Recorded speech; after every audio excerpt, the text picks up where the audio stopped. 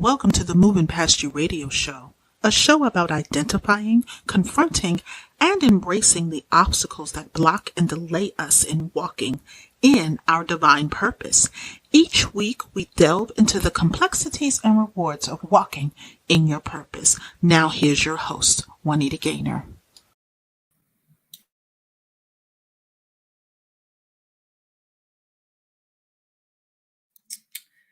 Good evening, everyone. Good evening, everyone. Thank you so much for joining us for the show on this evening. As I am Juanita Gaynor, I am so excited for season 3. Season 3, I was wondering if season 3 was going to actually happen, this year. And the reason I say that is because, right around the time when season 3 would have actually started, COVID-19 hit. So for most who are, trying to figure out what week it is, whatever, for me, this is week 14 of being in alternative work, situations with, work and everything like that. So it's been 14 weeks. So if you think about it, 14 weeks ago, we didn't know how the show was going to come about, what was going to happen, what we were going to do. But we're so excited. We have so many great things in store for you this season. Now, tonight, we are going to be discussing resting in his power when God calls you. But before we get into tonight's lesson, we're just going to go to the Lord in prayer, because there's so much that is going on. There's so many people that are hurting. There's so many people that are wondering, is God really calling me? Is he talking to me? I can't hear him through all the noise in the background and everything that is going on. So therefore, we are going to seek the Father in prayer. Dear Heavenly Father, we just thank you this evening for allowing us to see another day.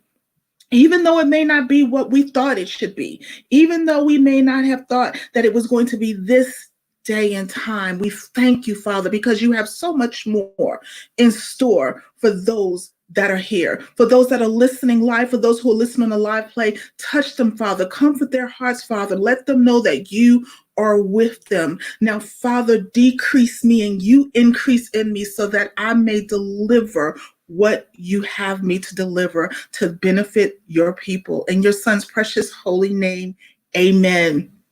Oh my goodness. I'm just super excited. I'm super excited. When God gave me this particular topic, I was just like, okay, Lord, where are you directing? Where are you taking me? What is it that you need me to do? So when he said, when God calls you, you think about it, when you're resting in his power, you think everything is good, and then he calls you. He wants you to do something. He's taking you to another step. And that's what tonight is about. Now, we have some scriptures. We have our foundational text, and we have an application text, and we have a few reference texts. But our foundational text is going to come from Philippians, the 3rd chapter, the 12th through the 14th verse. And all the scriptures on this evening, I will be reading from the Message translation.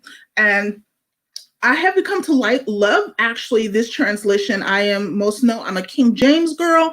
I was raised on King James. I, swear by King James. But as I begin to deep dive and do more studying, the Message Bible sometimes will bring it to you in a way that, it talks to you in a level in language in which you can understand. So we'll be doing tonight's lesson out of the Message Bible. And Philippians 3:12 and 14 reads as such: I am not saying that I have this all together, that I have it made, but I am well on my way, reaching out for Christ, who has so wondrously reached out for me.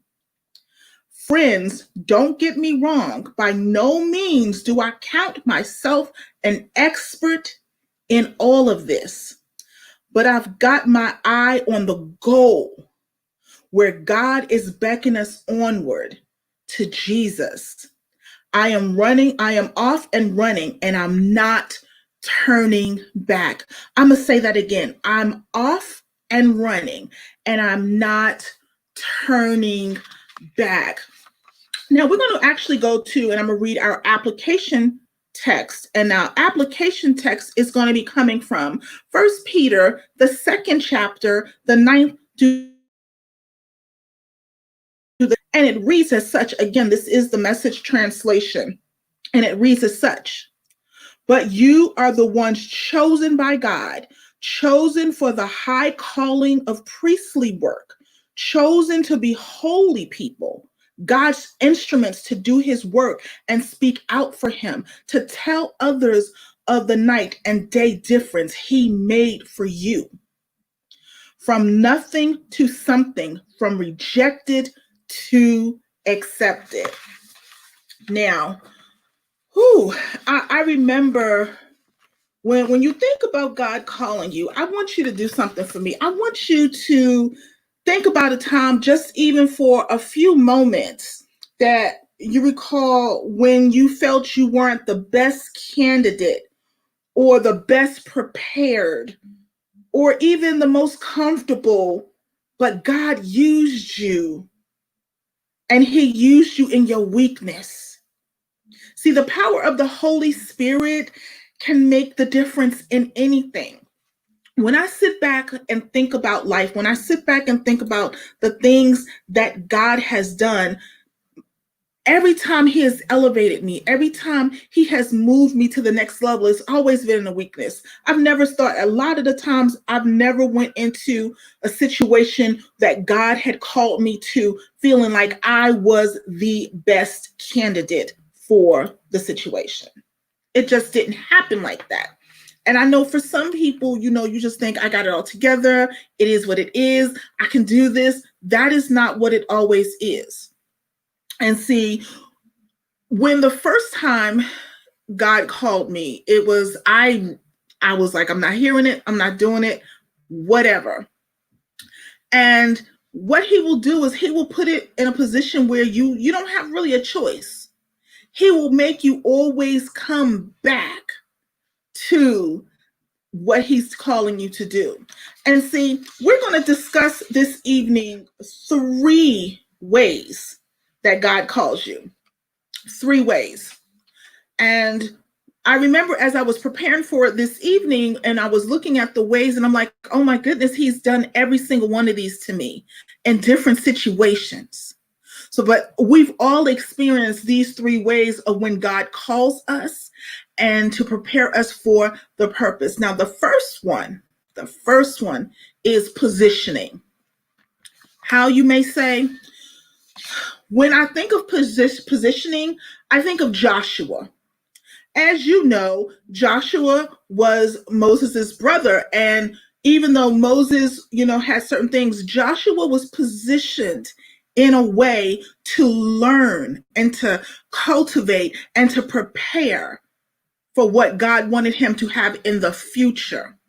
So many times God will put us under the tutelage of someone else, or he will connect us with certain people so that we can learn the craft. And put it this way, positioning is being a part of the war, but not having to be on the battlefield. Being a part of the war and making decisions, but not fully suffering the repercussions if those decisions go wrong. Now, what I say is the best part of positioning is you get a bird's eye view of how everything runs. You get a bird's eye view of how it moves, how it operates, how everything flows. There has been so many times that God has positioned me in certain positions or certain places or certain jobs, or connected me with certain people so that when it was time for me to elevate to the next level, it was a seamless transition because he gave me the time to build the foundation, learn the skills, and know my surroundings. So therefore, if he was cultivate me for leadership, he had placed me with the leader. So when it was time to lead, it was in a foreign situation. If it was to grow someone, he had placed me with that person and I could see the ins and the outs and how you maneuver things and what you do. So when it was time for me to do it on my own or for someone else, I was able to do so. See, positioning is unique because you think you're in the shadow. You think you're behind the scenes. You think that someone else has the spotlight. And sometimes you take that positioning and you miss the mark. You miss where God has you because you're so worried and you so want to be in position. Whereas the reason why he has you behind, beneath, surrounded by someone is to protect you. Think about a baby. Baby just doesn't start, walking and eating food and whatever. He has parents, he has guidance. They, protect them, they teach them, they bring them up so that when it's time for them to go out into the world, they don't look crazy. What 20-year-old do you see that can't feed themselves, that can't tie their shoes, that can't do basic things? It's because they had the tutelage and they had the upbringing and the foundation to be taught. So don't ever think that positioning is being behind the scenes. Now, for anyone who knows me, I like behind the scenes. I love it. Why? Let me tell you. Behind the scenes means nobody sees me. Behind the scenes means, I can do what I got to do and no one knows. However, that doesn't always work in the kingdom because sometimes even though we're behind the scenes, there is something specific that God has given us to do and we need to do, and he needs us to now come from outside of the shadows. So he's moving us out of the shadows and into the line of leadership and the line of authority to direct. So positioning, I feel, is one of the best ways to be called by God. Now, I love all of them. All of them I've actually dealt with, but positioning is the best because positioning gives you the time to cultivate the skills that is needed. It gives you the time to breathe. It gives you the time to sometimes mess up and then learn from the mistake and correct. It is never a behind the scenes thing where you're doing something and you're not going to get the glory. You're just not going to get the glory right then and there. Your job and when you're positioned is to help the other person get to that next level. It is to help where God has that person to establish that purpose and that goal. And once that has been established and you've learned all that comes with it, the ups and downs, then God will move you from that shadow and elevate you. You're not going to just go straight into anything. There's always some type of position. There's always some type of training that happens with that. So if you think about Joshua, see, under Moses' leadership, he was positioned perfectly to fulfill his purpose. See, sometimes, like I said, we're wondering when our time will come. Perhaps it'll come when you remember that the leader that you're serving is serving God and you're helping that leader fulfill that purpose. And once you help that leader fulfill that purpose, God will then use you to fulfill yours. We're all interconnected, interwoven. We are interdependent on one another. So one will never outshine the other. We all are in this together.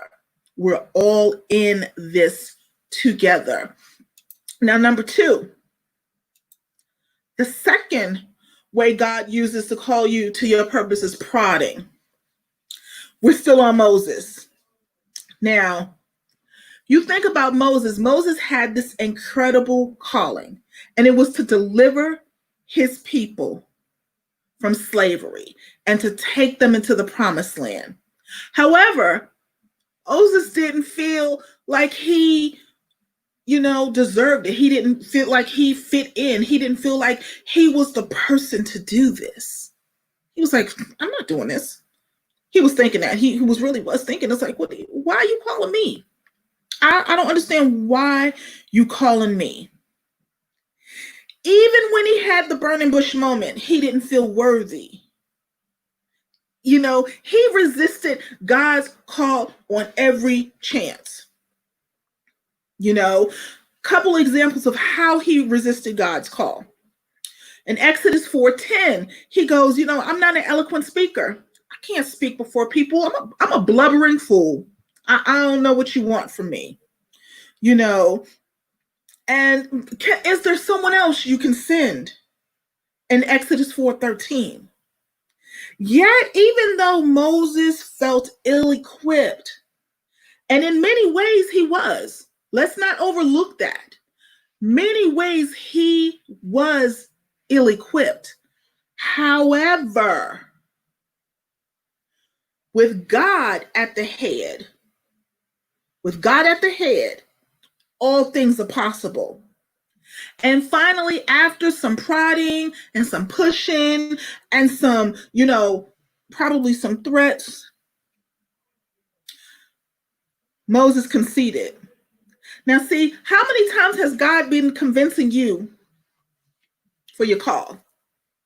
I remember there's a time, when I say he poked and prodded, it was like he made it uncomfortable to be comfortable. He made sure, I have this thing where if I see an injustice or I see an issue, if I see a problem, I'm out. I'm completely out. And so therefore, in his prodding moment with me, it was like, okay, I'm going to let you see everything that's going on. I'm going to let you see all the craziness, all the dirt, because I need you to be over here and you're over here. And it took months. I was miserable. Absolutely miserable. And I was not yielding. I was not giving in, because my thing is like, there's no way, God, I am equipped for this. There's no way I can do this. There's no way I am, in position for this. And he kept giving me chance after chance, opportunity after opportunity. He would just make it so uncomfortable till one day I was just like, okay, I give. And thankful to God I did, because had I not yielded, this show wouldn't exist. This right here, me speaking with you, me talking with you, me teaching, me going through it, would not have happened. Not at all. But he knew something greater. He knew that my experience, my trials, my tribulations, my transparency, my story was there to help someone. And the platform that was needed to move and help other people be more than they could be, to see that they could be more than they could be. However, if I continued to stay stubborn, and it's not to say that it would not have happened, there would have been a delay, and there would have been so many people that would have been disenfranchised or, not serviced, because I decided that I was just going to not yield. And so for so many of us, God is really trying to convince us to walk in your calling. And he's done everything he can. He done messed with the kids, the grandkids. He done, shook everything down. He has allowed a global pandemic to hit us. Yeah, I was coming to that. We have a global pandemic right now. And for so many people, he had to levy a global pandemic for some people just to rest. Yes, I know there's all over social media right now where people have been saying, oh, if you don't come out of this with 5 streams of income and this and that and a house and a car and books and whatever, you're lazy. That is a lie. And I rebuke that in the name of Jesus. And anybody who decides they don't want to follow me anymore after I say that, I am okay with that. Because see, you're not going to put on someone else what God has put on you. You're not going to deflect what your call is supposed to be onto someone else. You're not going to sit there because you don't want to be, you want to be stubborn and you want to just be in your own little isolated world. You're not going to project what God told you to do on someone else. We're not going to have that. Because see, in this season, Many of you need rest. You've probably been working 60, 70, 80 hours a week. Kids don't even know who you are. Your spouse don't even know who you are. You don't even know who you are. You don't know if you're coming or going. In the season, some people need to know who their spouse is. It was great 10 years ago when you got married, but now y'all basically been chasing this money. Notice I said chasing this money. And because you chasing that money and not chasing God and not allowing God to work in your life and to let it chase you, you're trying to always get it. You're trying to make sure that it goes around. You're trying to make sure the bills are paid. You're trying to make sure that the kids are taken care of.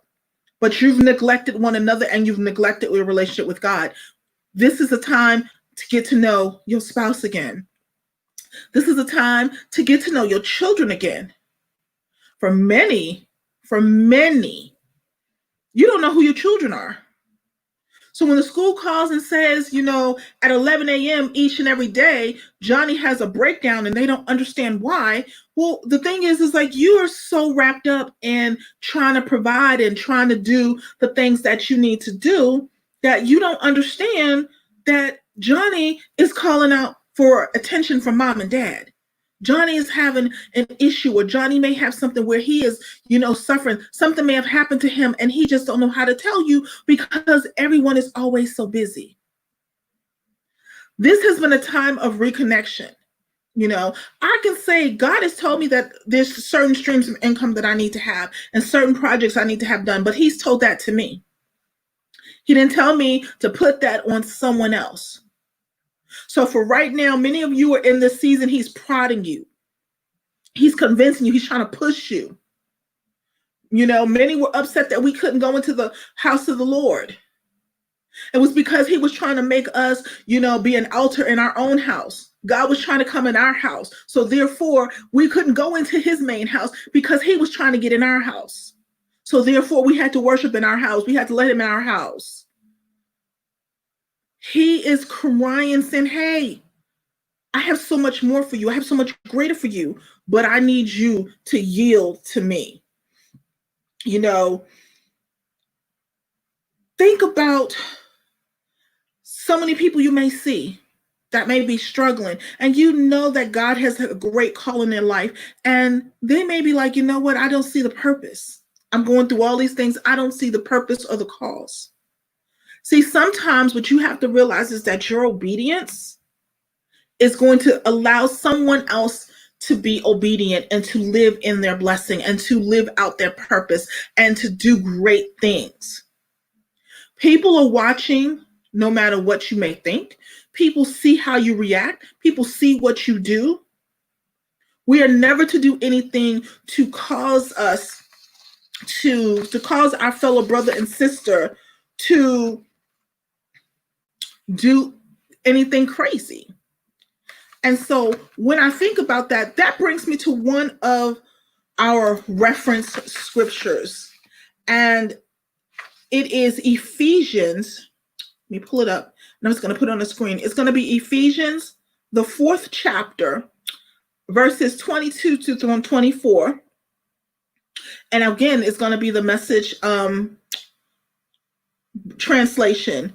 And it says, but that's no life for you. You learned Christ. My assumption is that you have paid careful attention to him, been well instructed in the truth, precisely as we have it in Jesus. Since then, we do not have the excuse of ignorance.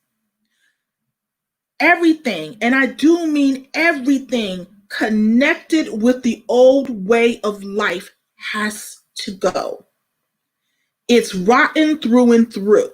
Get rid of it and then take on an entirely new way of life. A God-fashioned life, a life renewed from the inside and working itself in your conduct as God accurately reproduces his character in you. So when he's prodding, when he's pushing, this is what he's telling you. He wants to be the one that is the end all be all. He wants you to throw all things away. He wants you to live specifically in him and nothing more. And again, it doesn't mean that, it's not going to happen. His purpose will always manifest. He will reassign it if need be. But you don't want him to reassign it. You don't want him to do that. You want to be the one to be obedient and to go ahead and live out the blessing and live out the purpose and go ahead and let the people who are waiting behind you for you to lay the foundation so they can step to the next level, because that's usually what it is. And I've been there. Don't want to do it. Ain't got nothing to do with me. It's all, but what I had to learn and what God had to show me was that there were people who were dependent on me to be obedient and to lay the foundation so that they can step up to the next level as I was building up. Not everybody's going to go with you. Not everyone can go with you on the journey, but it is our job, those who are prepared and those who are ready and those who God is calling and he is having us to set a standard. We have to lay that foundation. We have to do what God has told us to do. And now the final way that God calls you is pulling. And when I think about pulling, I think about Paul. And you have to think about Apostle Paul. He had a very, very strong personality. It was kind of like, mine could be sometimes, and some rounds to be, I wear the highway. Prior to his conversion, Paul, who was then Saul, was committed to what he thought his purpose was, and that was persecuting Christians. Now, let me explain something to you. Paul did his job, and he did it well. Did it with enthusiasm, because he was in full belief of that's what he was supposed to do. He was steadfast, he was determined. But see, God had a different plan. And that plan happened on the Damascus Road. When, Paul was pulled into his new calling through an encounter with the Lord. And see, thankfully, Paul responded to that pull with vigor. How many times, are you a strong-willed type that God needs to sometimes strike down, to get his point across, that he needs to make sure to bring you down to size? Because sometimes we act like we all at. We do. Sometimes he got to let us know who's boss. And I tell you, if you've never experienced that, that is not the way you want to go. That's just no. That is really not the way you want to go, because it's a version when he's pulling you. Is what I call obedience is better than sacrifice. And what happens when he pulls you? Whatever is in his way, whatever is above him, whatever is being put above him, he is going to take it out without any thought or process. He don't care. Is your cousin, your friend, your husband, your boyfriend, your girlfriend, your daughter, your son, your grandbaby, whatever it is that is preventing you from doing what he needs you to do, he is going to remove it. He don't care. He ain't having it, because what he has to have done has to be done, because his word can and will never return void. It's not going to happen, So basically, humility is key here, because, when they say pride comes before the fall, it does. It really does. I'm grateful that I have been pulled, but I have not had to be knocked down to the point where it's just like, okay. Now, he has removed things. He has taken things from me, not because of me not answering a call. It was because they would be a distraction or hindrance of achieving and completing the call. Sometimes everything can't go with you. And so therefore we are just natural people that we want to, see everyone get along. We want to see everyone make it to the next level. We want to see everyone all get there. Everyone can't get there at the same time. They cannot. There's going to be some that is left behind to have to build the foundation and to bring up others. That is what happens. We all can't go at the same time. Some has to prepare for others and others have to prepare for the other ones. But see, sometimes we hold on because, again, we don't feel like we want to leave anyone behind. We don't feel that we want others to hurt or others to be, left behind and feel bad.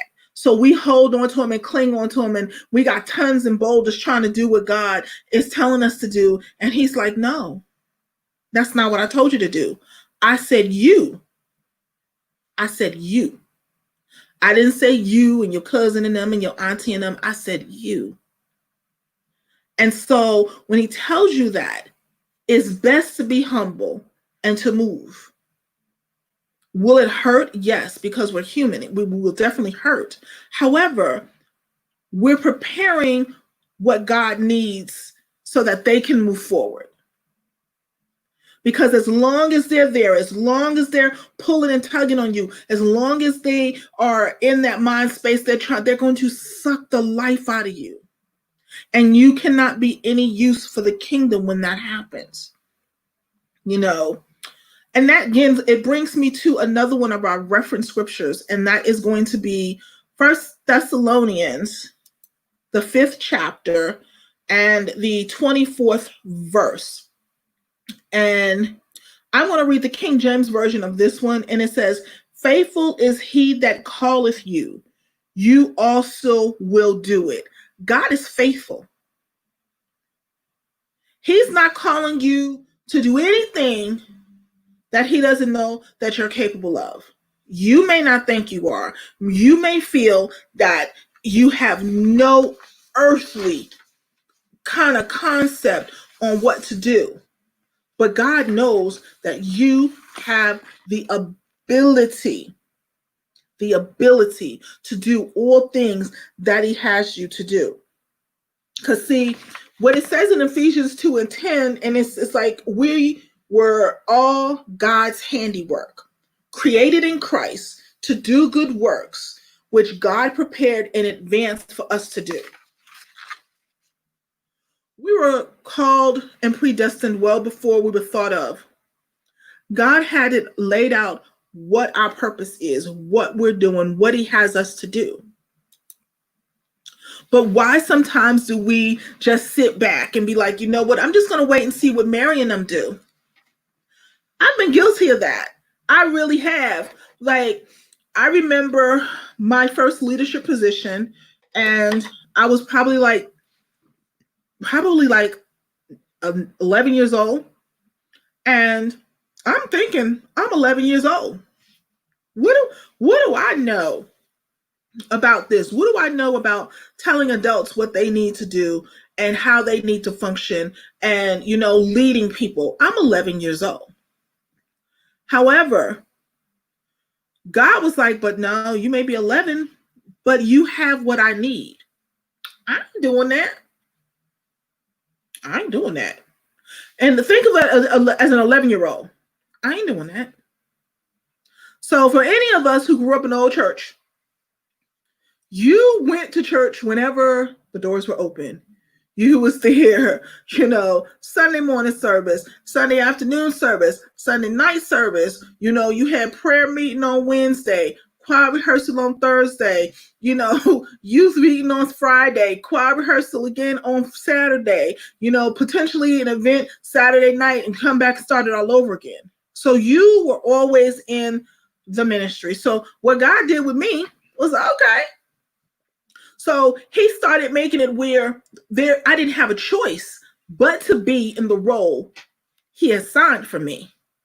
So I remember when I first took over the choir, again, I'm 11. It was just a temporary thing, the person wasn't there and you just doing stuff or whatever. And then I noticed that the person just never came back. So now you're in there and you're not going to just walk away because it needs to happen. Same thing with being secretary. I've had a keen sense for numbers all of my life. But, you don't think about it when you're 11. You can, balance the books and you can do all these things. You just move forward and do it. So God was like, okay, I got you. Person went to another church. What do you do? Then to make it on top of it, my auntie was the Sunday school superintendent. So what you going to do? You're not going to tell your auntie and your grandmother what you ain't going to do. So he put me in that position. So therefore, I learned at a young age that being obedient to God and moving when he tells me to move was the best way to go. Now, I didn't always do it. There was a lot of times, 9 times out of 10, at least up until my mid-20s, I went kicking and screaming. He would position me and then I'd be like, I don't want to do this no more. He would prod. Then he would probably just knock the pride down and, make me whatever. But it was just like, I knew in the end, when I yielded, I knew there was only but so far and so long I was going to push God. But that was because of being positioned and being prodded and being pulled and being put in places and things where people were pouring into me and laying a foundation and doing those things. I understood clearly that when God tells you to do something, you have to move. Now, sometimes we be having conversations because, I was that type of child, especially with my background of abuse. There was questions I had, like anybody. It's like, well, why we got to ride? Why we got to die? Why we got to do any of that? Like, why? I need answers, or the times where, and I know some people used to look at me like, you talk to God like that? Yo, that's me and him. How you talk to him is, don't worry. How you talk to him is unique to your relationship with him. He knows my inner story. And sometimes I just be like, really, God, like this is what we're doing today? Like 2 days ago, something went down. I was like, oh, so this is how we rolling. This is what we're doing. I'm going to do it. But hey, what we're doing here. And you have to be honest in your interaction with him. Like I speak to him like I speak to most people, but it's with reverence. Like I'm not sitting up there saying that I'm not going to do it. Like I have some questions, I'm going to do it. But God, can you help a sister out? No, oh, okay. But see, God knows his child. He knows me. He knows that there'll come a point as I'm growing in this walk, as he is, elevating me to the next level, that he'll show me some things, because there'll come a point where I'll hit a wall and my faith will feel like it's just not there, or it's dwindling, or I can't see the forest for the trees. And he will see that coming, and he'll see me about to hit that wall. And before I hit that wall, the wall will disappear and I'll see some light, and he'll show me some things, and he'll make some things happen, and he'll make sure he puts me in position to let me know that everything is going to be all right. And so when he does that for me, what I've realized over the years is when he does that, it's okay, he's about to take me to this next level. And he's telling me that I now have to be more focused, because I've gotten through one thing, but I got to see where it is. Don't beat yourself up if you have moments where when God calls you and you're walking in the call and you're walking in the purpose, and you feel you just one day just have this, break, that you feel so worthless and you feel like you're not the right person for this job and you don't understand why God has called you. You'll have those moments. But see, this is when you go to the Father. This is where your relationship comes into play. Because see, you can't make it through God's call and walking in his purpose and resting in his power without relationship with him. See, when he called you, when he pulled you, when he prodded you, when he positioned you, you had a relationship. Because he put you in those things doesn't mean you come out of relationship with him. A lot of times he puts you in positions and situations so that you can increase and strengthen your relationship, because sometimes we get comfortable. Sometimes we feel like we can't do nothing else, or we too busy. And he's like, nah, we're not going to do that. I need all your attention, all of it, not some of it, all of it.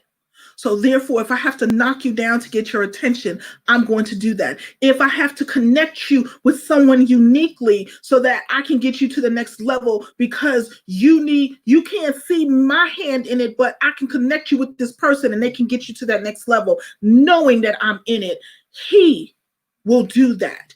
If he's going to, have you prodding? Have you ever had brothers or sisters or whatever, or that one person, and they would just needle you? You would want to hurt them so bad. You'd be like, really? Is this what we're doing? Why are you messing with me? That's what God's going to do. He is going to do that until you surrender. So therefore, do it. He gonna get what he wants. He is going to get what he wants.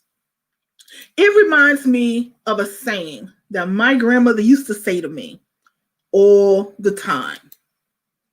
She used to say, we can do this the easy way or the hard way, but both of them will be my way. And I remember, I think I was about 16, 17. This was, before she passed. And I asked her the question one day. I said, what does that mean? I said, because I'm confused. I understand how one may be your way, but how is both of them going to be your way?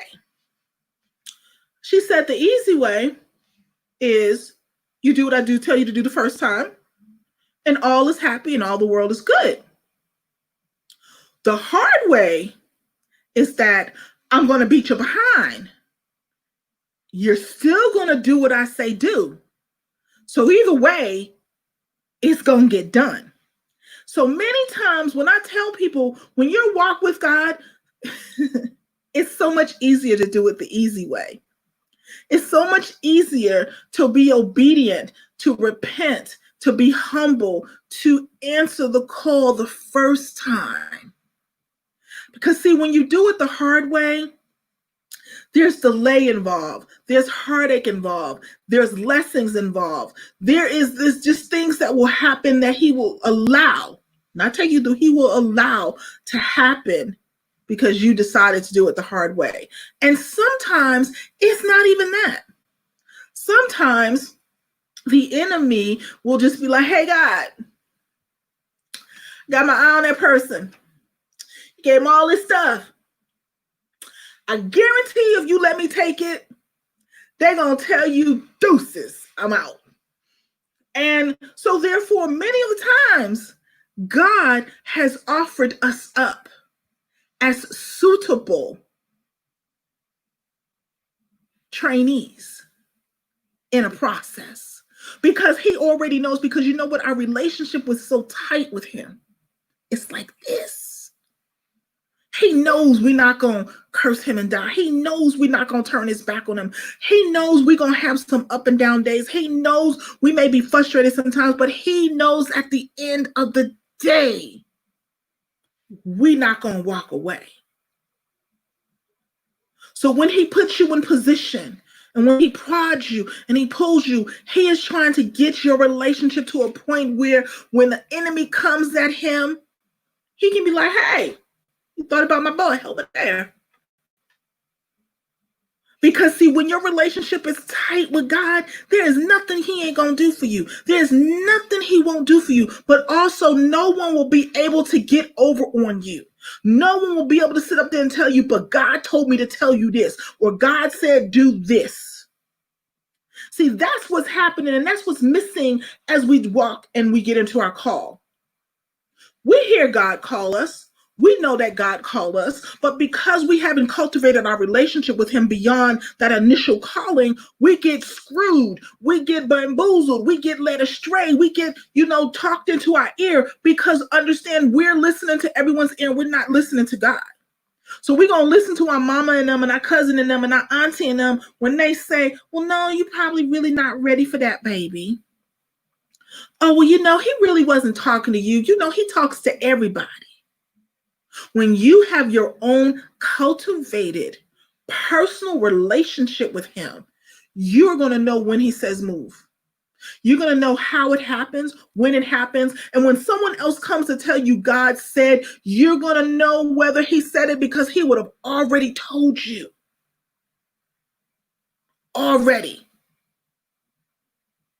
I remember just times in my life where prophets and prophetess would prophesy over me and would get upset because I don't fall out or whatever. And I'd just be like, but God didn't tell me that. I don't even sound right. Like, God already know. Look, there's some things that people would tell me. I'd just be like, yeah, let me understand. No, God knows me. He is not going to ever set me up for failure. He is not going to ever set me up to fall. So there's some things that people tell us because it makes them feel good. It's because it's what they want God to tell them. It's because of the position they want to be in. So therefore, if they can get someone to believe like they believe and then, distort what God is saying, then they feel good. But I got news for you. Relationship. You have to cultivate your relationship with God. When he calls you, the first thing you need to be doing is getting back to that word. Getting in a quiet space, seeking him, asking him what direction he should lead you into, asking him, when should I move? I remember when we were doing and we was preparing for the show, and I remember God was just doing some things in my life, and I knew me. I knew that I would never myself move certain people, places, or things out of my life. So the prayer that I said was, Lord, whoever and whatever is causing a hindrance to me doing your will, remove them. I didn't ask him to point them out to me. I didn't ask him to let me know who it is so that I can do it. I said, Lord, I gave him complete authority and autonomy to move the people, places, and things out. And was I shocked? I was. Was I hurt? I absolutely was, because it was people that I didn't expect. It was situations I didn't expect. I thought those were solid relationships.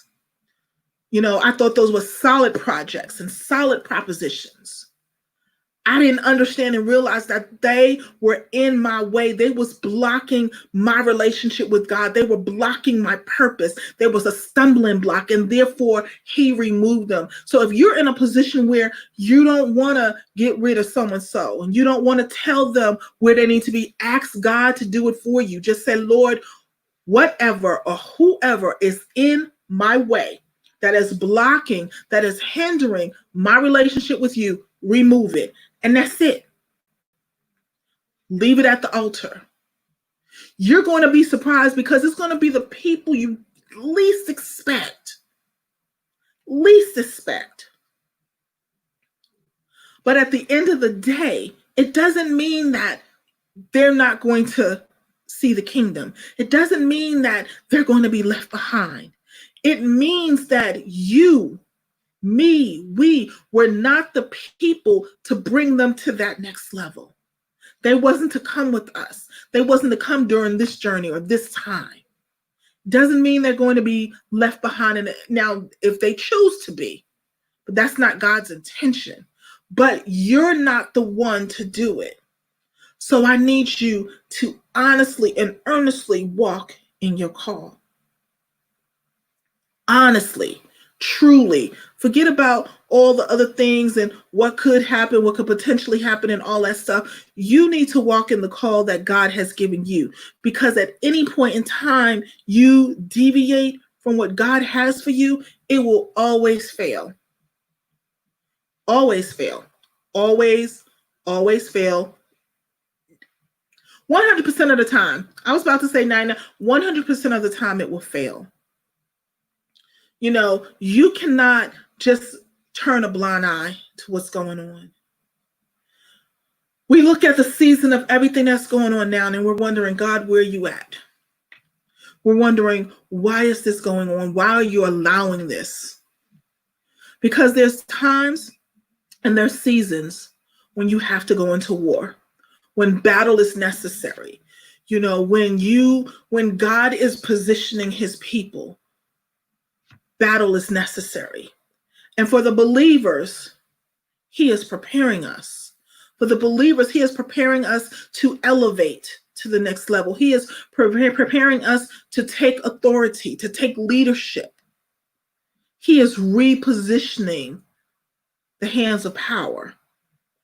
But we have to be ready. We have to be in relationship with him. We have to answer the call. We can't expect the blessing and don't want to be accountable for it, and we don't want to be responsible for it. We can't ask God to make a way out of no way, but we don't want to do what is necessary. We don't want to give him all of us. We don't want to walk in all of him. And I'm not saying that you're not going to have your days where you're looking like, what in the God's green earth is going on? You're going to have those moments. You know, there's going to be moments where you're going to just lay in a fetal position on your bed and just cry because the weight of the world is so heavy.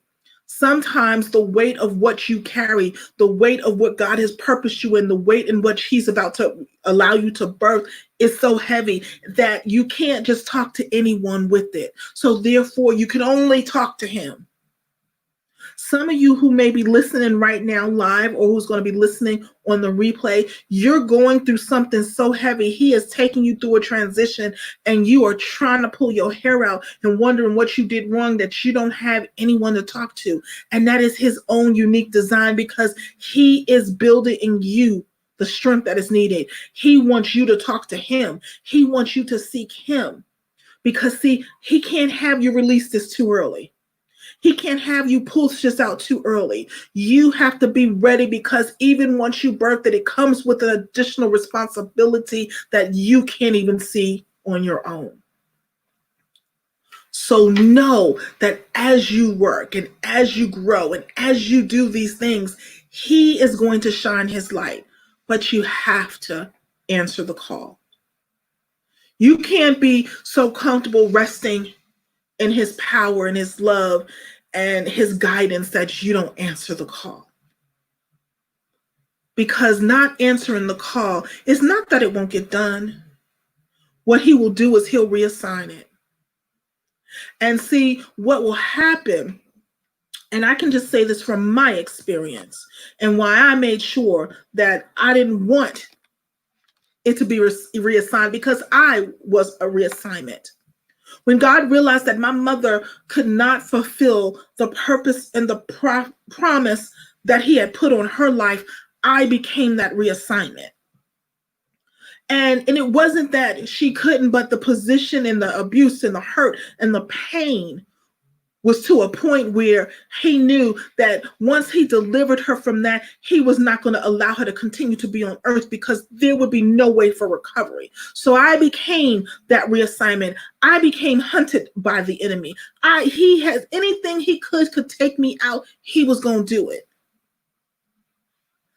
However, once I learned what that was, once I fully embraced who I was, there's nothing that you can do that's going to knock me off. Am I going to have some bad days? Of course.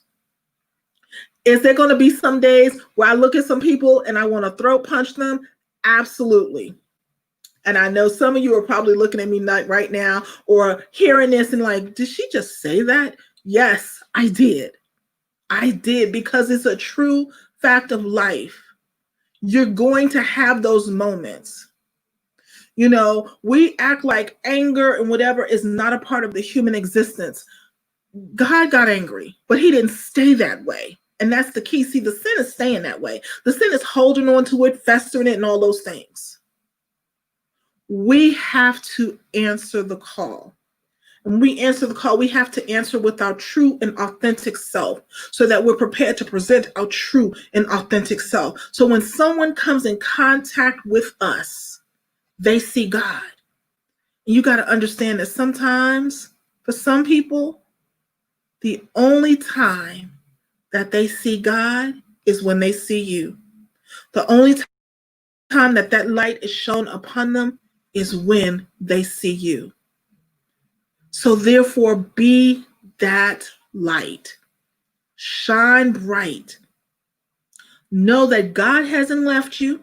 He hasn't forsaken you, but he is cultivating you to get to the next level. So remember, he is uniquely positioning you. Sometimes he's got to prod you, and a lot of times he has to pull you. But know that those unique things are necessary so that you can walk in his purpose, so that you can rest in his power and answer the call. The call is amazing. The call is powerful, but it does require work, and it requires attention to God. He's a jealous God, and he wants all of you. And if you give him all of you, he will give you all of him, and he will make provision for all the other things that your heart desires. Why? Because your ways will be his ways, your thoughts will be his thoughts, and your wants will be his wants. And when you do that, it makes it easy for God to love on you and lavish on you. Not to say he doesn't love us, but you want that extra special portion. But that comes with obedience. That comes with sometimes sacrifice. That sometimes comes with foregoing those friends who just ain't ready. Foregoing that partner that God just says isn't right for you. You cannot rest in his power if you don't answer the call. I know many people say, I can just chill with God all day. You can. But to get to that next level, to get to where he has for you, to get to a place where he provides to a point where it has blown your mind how it's happened, you need to answer the call. Because I can say right now, as I close, in this season, I have not lacked. During COVID-19, I haven't lacked. Actually, God has continued to bless me more than anything I can ever imagine. He has provided for me. He has made provisions. He has opened doors that I couldn't even imagine. But this was a process. This wasn't an overnight thing. This was when 2 years ago, I answered the call. And I stuck it out, good, bad, and indifferent. And it didn't matter what someone else was doing, what someone else was thinking.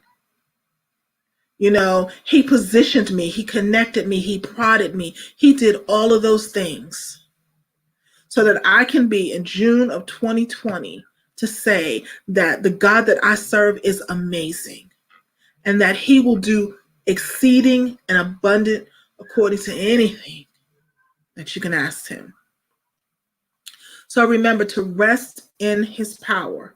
You got to answer the call. You gotta answer the call.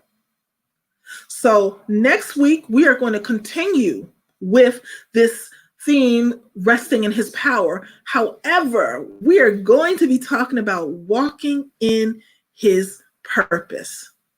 Now, see, again, you can't rest in his power and walk in his purpose if you don't have relationship with God. Walking in his purpose is hearing everything that he has for you to hear. So thank you for joining us. Have a wonderful evening. We'll see you next Thursday at 7 p.m. Eastern Standard Time. Be blessed. Have a great evening. Good night. We'll see you next week. Thanks for joining us this week on the Moving Past You radio show. Make sure to visit our website at www.movingpastyou.com, where you can subscribe to the show on iTunes. If you found value in the show, rate us on iTunes or simply tell a friend about the show. Be sure to tune in next Thursday for our next episode. And remember to always be kind in your word, your thought, and in your deed. Be blessed.